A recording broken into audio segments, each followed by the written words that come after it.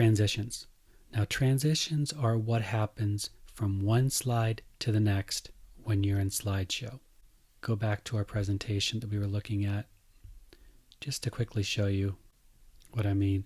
When I go from slide 1 to slide 2, you can see kind of a fade. I go through my builds. The next one, a fade. That's called a transition. By default, there are no transitions between. They're just hard cuts. I recommend you do use transitions, but you use them very wisely. To apply transitions, the best place to go is to our slide sorter. And let's just pick one. So we'll pick our first slide and we'll click on the transitions ribbon. And you can see here are options. And they get a little crazier as you go. And you can see the little samples here. So let me just apply the one that I think you should use. Fade. And you can see the sample, what happens. In fact, the little star down here shows you that there has been a transition applied. Click on that and it will give you a sample.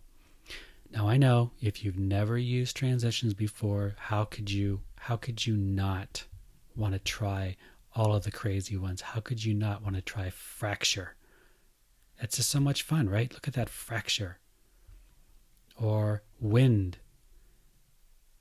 You know, I understand. They're fun to use. So by all means, take your time. Take your time and play with these silly transitions. And then when you're done, fade. You just want to fade. This is all you want. Fade or maybe cut. Those are your two options. And all you want to do, for a Mac, it's Command A.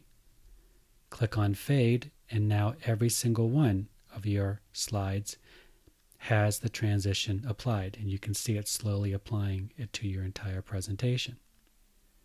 So my recommendation is transitions, yes, definitely.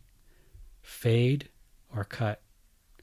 Maybe if you're moving from one major topic to another, you can use a push or a wipe or a split or a reveal. But be very judicious with these things.